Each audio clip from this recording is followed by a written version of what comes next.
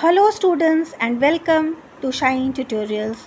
Students, in this video today we will cover the question and answers of the Standard 8 poem geography lesson from the book Honeydew. So, if you find them informative, please do like, subscribe and share this video. Let's begin. Working with the poem, question 1. Find 3 or 4 phrases in stanzas 1 and 2 which are likely to occur in a geography lesson. बच्चों, geography lesson poem में से पहले और दूसरे stanzas में से हम लोग को कौन 3 से 4 phrases को लिखना है जिसे पढ़ करके हमें ऐसा लगता है कि हम geography के lessons को पढ़ रहे हैं. पहला phrase है आंसर का. Answer 1, it scaled 6 inches to the mile.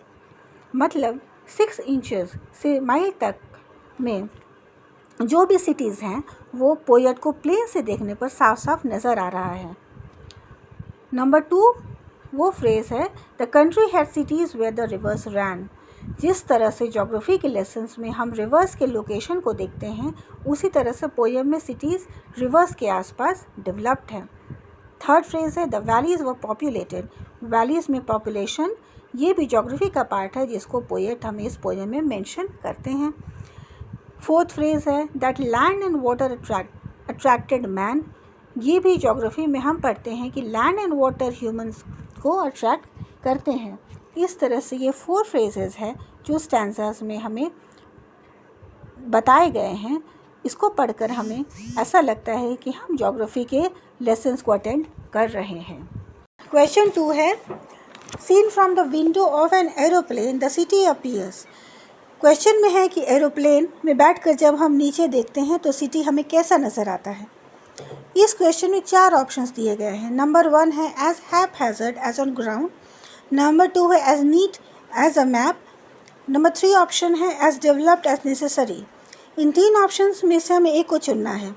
तो ग्राउंड पर सिटी ऐसा लगता है कि कोई प्लानिंग नहीं है, विदाउट प्लानिंग का वो सिटी बना है.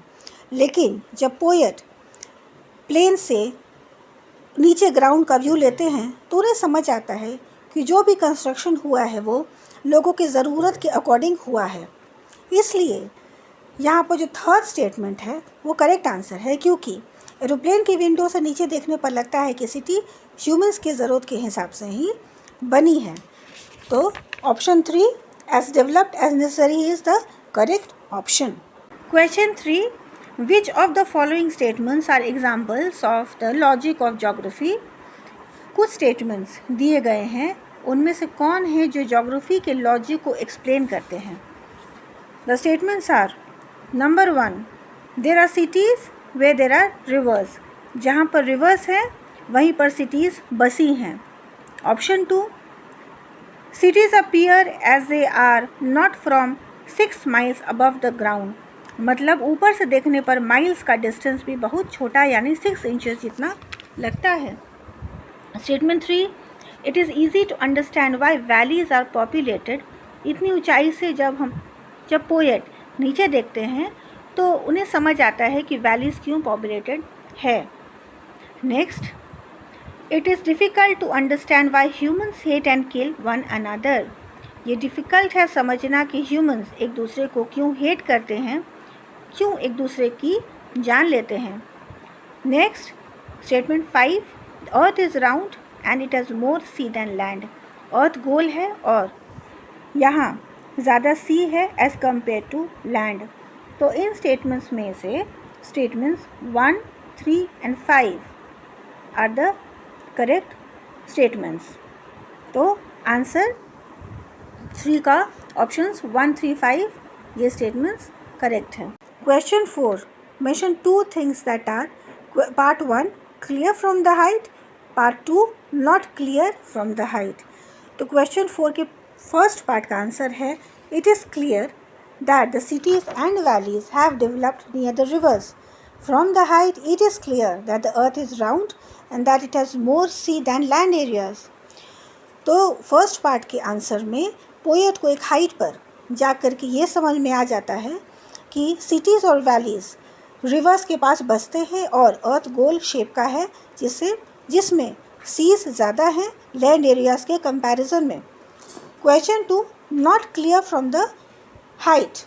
The poet finds it difficult to understand the reason for the men on the earth to hate each other and to build walls across the cities. दूसरे पार्ट में question के poet को ऊंचाई पर जाने पर क्या क्लियर नहीं है उसके बारे में जानने की कोशिश करते हैं। उन्हें समझ में नहीं आता कि क्यों अर्थ पर लोग एक दूसरे से इतनी नफरत करते हैं, क्यों वॉल्स या बाउंड्रीज बने हुए हैं, लोग क्यों एक दूसरे को जान से मारना चाहते हैं। पोएट को इन सब के रीजंस या कारण समझ में नहीं आते हैं। तो पोएट को हाइट पर से फर्स्ट पार्ट के आंसर्स तो क्लियर हैं, पर दूसरे पार्ट के आंसर्स उन्हें समझ में नहीं आते हैं। Children, with this question we come to the end of the questions and answers of the poem. Hope you find them useful. Thank you.